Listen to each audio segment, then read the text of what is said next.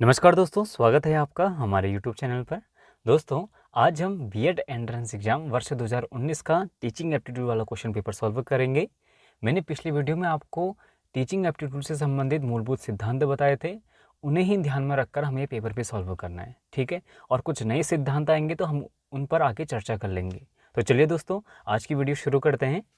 देखिए, इसमें पहला क्वेश्चन है, छात्रों में स्व अध्ययन का विकास कैसे विकसित किया जा सकता है। देखिए, इसका ऑप्शन हैं, स्व अध्ययन के महत्व पर व्याख्यान देना, छात्रों की रुचि के अनुसार पाठ्य सामग्री देना, विद्यालय में स्व अध्ययन हेतु स्थान की व्यवस्था। तो इसका आंसर होगा ऑप्शन डी, उपयुक्त सभी, ठीक है। अगला क्वेश्चन है, शिक्षक के रूप में आप प्राथमिकता देंगे। तो इसका आंसर होगा ऑप्शन सी, शिक्षण अधिगम को, ठीक है। टीचिंग लर्निंग को आपको प्राथमिकता देनी है। अगला क्वेश्चन है, कक्षा में आपकी दृष्टि से सबसे महत्वपूर्ण है व्यवस्थित फर्नीचर, शिक्षक का कथन, शिक्षण सामग्री या फिर नवीन शिक्षण विधियाँ। तो इसका आंसर होगा ऑप्शन डी, नवीन शिक्षण विधियाँ, ठीक है। न्यू टीचिंग मेथड्स ये आपको अपनानी होंगी।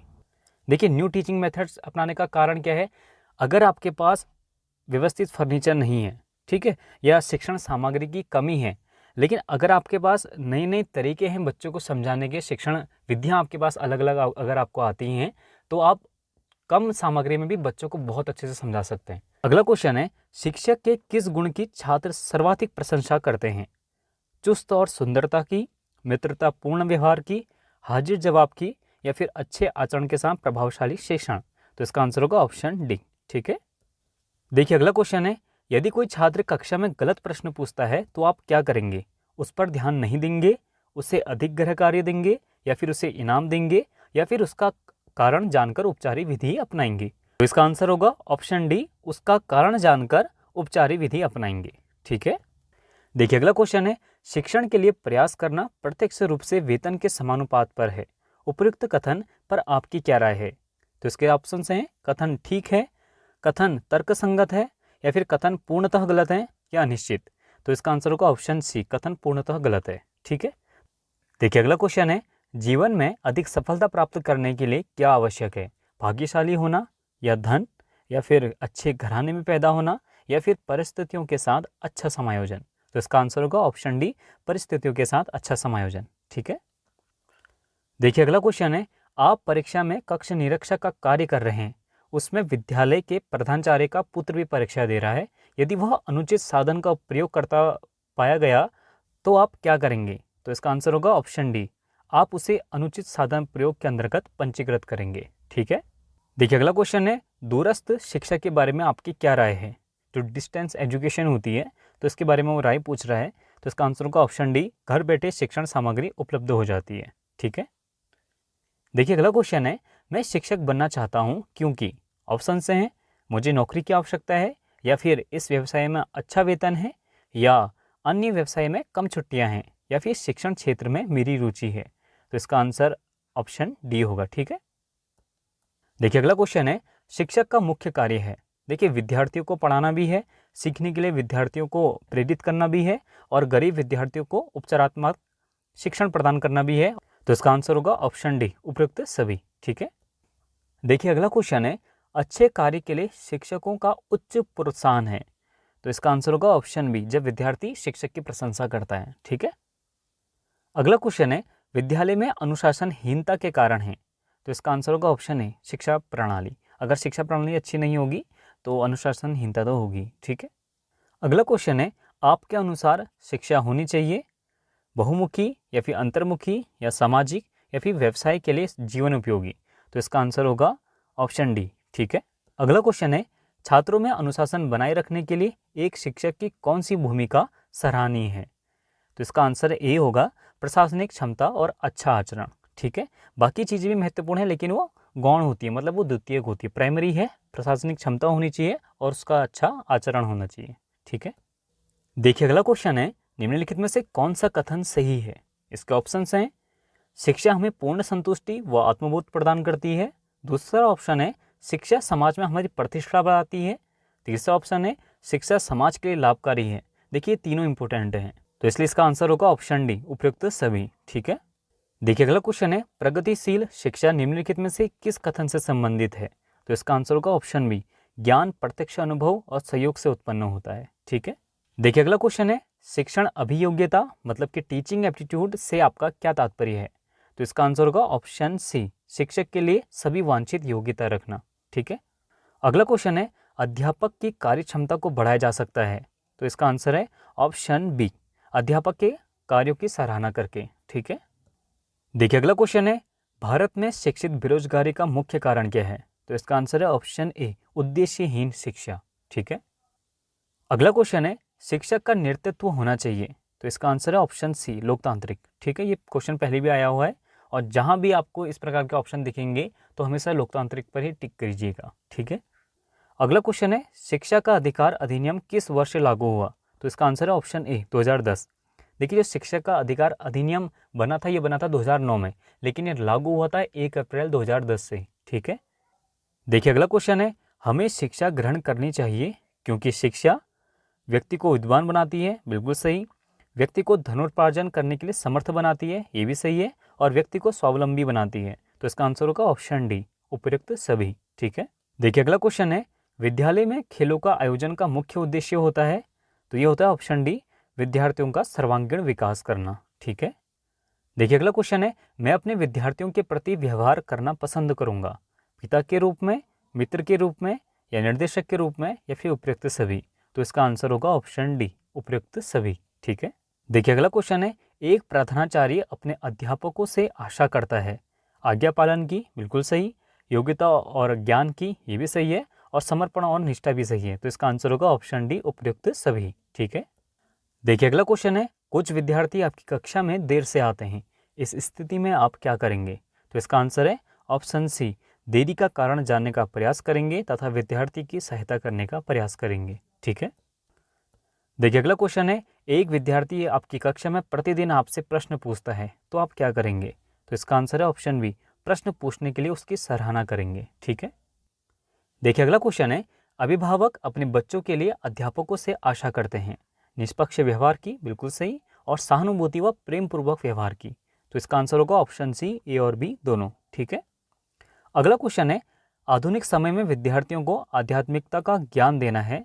तो यह ऑप्शन सी आवश्यक है। ठीक है। अगला क्वेश्चन है, विद्यालय के सभी कार्यक्रमों में भाग लेना चाहिए क्योंकि इससे सीखने का अवसर मिलता है, बिल्कुल सही। आत्मविश्वास में वृद्धि होती है, ये भी सही है। और व्यक्तित्व का विकास भी होता है। तो इसका आंसर होगा ऑप्शन डी, उपयुक्त सभी। देखिए अगला क्वेश्चन है, एक विद्यार्थी आपकी कक्षा में दुर्व्यवहार करता है, तो आप क्या करेंगे? उसे कक्षा में खड़े होने के लिए कहेंगे, मतलब कि सजा देंगे? देखिए ऐसा आपको नहीं करना। ठीक है। या फिर उसे कक्षा से बाहर निकाल देंगे? देखिए आपको कक्षा से बच्चे को कभी भी बाहर नहीं निकालना। ठीक है, मैंने आपको पहले भी बताया है। तीसरा ऑप्शन है, चुपचाप अपना कार्य करते रहेंगे, ऐसा भी आपको नहीं करना, वो तो दुर्व्यवहार करता रहेगा। चौथा ऑप्शन है, अपने शिक्षण को सहायक सामग्री के साथ रुचिकर बनाएंगे। देखिए पढ़ाने के कई तरीके होते हैं। एक पढ़ाना क्या होता है, जब टीचर आके से बस आपको व्याख्यान दे रहा है, बस बोल दे रहा है, लेक्चर दे रहा है। ठीक है। एक पढ़ाना क्या होता है, जब टीचर आपको प्रैक्टिकल के माध्यम से समझा रहा है। लेकिन अगर इतिहास भूगोल पढ़ा रहा है तो वहाँ आपको मानचित्र के द्वारा समझा रहा है, मतलब अलग अलग सहायक सामग्री के द्वारा समझा रहा है। तो यहाँ वो ऑप्शन डी है, अपने शिक्षण को सहायक सामग्री के साथ रुचिकर बनाएंगे। तो इसका आंसर होगा ऑप्शन डी। ठीक है। देखिए अगला क्वेश्चन है, जो आपकी रचनात्मक और वैध आलोचना करता है उसे आपके द्वारा किस प्रकार मानना चाहिए? तो इसका आंसर होगा ऑप्शन ए, एक मित्र की तरह। ठीक है। अगला क्वेश्चन है, नैतिक शिक्षा के लिए कौन उत्तरदायी है? तो ये होते हैं माता पिता भी होते हैं, विद्यालय भी होता है और समाज भी होता है। तो इसका आंसर होगा ऑप्शन डी। ठीक है, उपयुक्त सभी। अगला क्वेश्चन है, छोटे बच्चों के लिए स्कूली शिक्षा में किस प्रकार का बोझ अपेक्षित नहीं है? तो इसका आंसर है ऑप्शन सी, गृह कार्य का। ठीक है, मतलब कि छोटे बच्चों को गृह कार्य नहीं देना चाहिए, तो ये हमारे रूल से कहते हैं। देखिए अगला क्वेश्चन है, जब आपके बच्चे सफल होते हैं तो आप कैसा महसूस करते हैं? ये एज अ टीचर पूछ रहा है। ठीक है, तो इसका आंसर होगा ऑप्शन बी, स्वसंतुष्टि। स्वसंतुष्टि का मतलब है कि आपको एक सेल्फ सेटिस्फैक्शन मिलता है। अगला क्वेश्चन है, शिक्षण का पहला और मुख्य उद्देश्य होना चाहिए शिक्षार्थियों मतलब कि विद्यार्थियों के वास्तविक जीवन की समस्याओं के समाधान हेतु कौशल का विकास करना, या फिर केवल ज्ञान प्रदान करना, या कक्षा में व्याख्यान देना, या फिर शिक्षार्थियों से व्यक्तिगत संबंध रखना? तो इसका आंसर होगा ऑप्शन ए। ठीक है। देखिए अगला क्वेश्चन है, विद्यालयों में अनुशासनहीनता के लिए उत्तरदायी कारक कौन कौन से होते हैं? दोषपूर्ण शिक्षण विधियां, या फिर अध्यापकों के नेतृत्व में कमी, या मूल्यों की कमी? मूल्य मतलब यहाँ वैल्यूज से संबंधित है, या फिर उपयुक्त सभी? तो इसका आंसर होगा ऑप्शन डी, उपयुक्त सभी। ठीक है। अगला क्वेश्चन है, यदि आप प्रधानाचार्य हैं और विद्यालय में कोई शिक्षक समय पर नहीं आता तो आप क्या करेंगे? तो आप उसको कार्यक्रम के बाद मिलने के लिए कहेंगे। ठीक है, ऑप्शन बी। देखिए अगला क्वेश्चन है, व्याख्यान अधिक प्रभावशाली तरीके से दिया जाएगा अगर शिक्षक, तो इसका आंसर होगा ऑप्शन डी। देखिए अगर शिक्षक प्रभावशाली तरीके से विद्यार्थियों को शिक्षण अधिगम में व्यस्त करेगा तो इससे क्या होगा, व्याख्यान और अधिक प्रभावशाली बनेगा। ठीक है। देखिए अगला क्वेश्चन है, निम्नलिखित में से क्या शिक्षक के लिए महत्वपूर्ण है? कक्षा का अनुशासन, या फिर शिक्षण के लिए विषय वस्तु, या फिर पढ़ने के लिए विद्यार्थियों की तत्परता, या शिक्षण का समय विभाग चक्र। देखिए कई स्टूडेंट इसमें ऑप्शन ए को चुनेंगे, ठीक है, लेकिन ये आंसर गलत होगा। इसका आंसर सही है ऑप्शन सी, पढ़ने के लिए विद्यार्थियों की तत्परता। ऐसा क्यों? देखिए बच्चे अगर तत्पर होंगे पढ़ने के लिए तो क्या होगा, कक्षा खुद ही अनुशासित होगी। ठीक है, तो इसके लिए इसका आंसर होगा पढ़ने के लिए विद्यार्थियों की तत्परता। अगला क्वेश्चन है, आत्मानुभूति शिक्षक को बचाने में सहायता करती है, तो इसका आंसर है ऑप्शन डी। देखिए पक्षपात से, रूढ़िवादिता से और अपशब्दों से। ठीक है। अगला क्वेश्चन है, एक शिक्षक का उद्देश्य होना चाहिए परीक्षा दबाव के लिए विद्यार्थियों की सहायता करना, अध्ययन में विद्यार्थियों की सहायता करना, या फिर विद्यार्थियों को एक अच्छा नागरिक बनने के लिए सहायता करना। इसका आंसर होना चाहिए ऑप्शन डी, उपयुक्त सभी। ठीक है। देखिए अगला क्वेश्चन है, सीखने में बड़ा बाधक है फेल होने का डर, आलोचना का डर, मूर्खतापूर्ण जवाब का डर, या फिर ऑप्शन डी। इसका आंसर होगा ऑप्शन डी, उपयुक्त सभी। ठीक है। अगला क्वेश्चन है, कक्षा संप्रेषण मतलब कि क्लासरूम कम्युनिकेशन किस प्रकार का होना चाहिए? तो ये मैंने आपको पहले बताया, इसका आंसर होगा ऑप्शन बी, छात्र केंद्रित। ठीक है। अगला क्वेश्चन है, आप एक शिक्षक बनना चाहते हैं क्योंकि? ऑप्शन बी, यह एक समर्पित व्यवसाय होता है। ठीक है। देखिए अगला क्वेश्चन है, शिक्षण एक प्रक्रिया के रूप में सम्मिलित करता है। देखिए रिपीटेड क्वेश्चन है, इसका आंसर होगा ऑप्शन डी, विद्यार्थी को, शिक्षक को और पाठ्यक्रम को। ठीक है।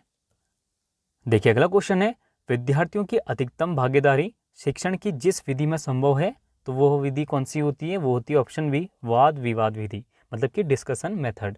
इसमें क्या होता है, या फिर टीचर और स्टूडेंट के बीच में डिस्कशन होता है, या फिर स्टूडेंट और स्टूडेंट के बीच में डिस्कशन होता है। ठीक है।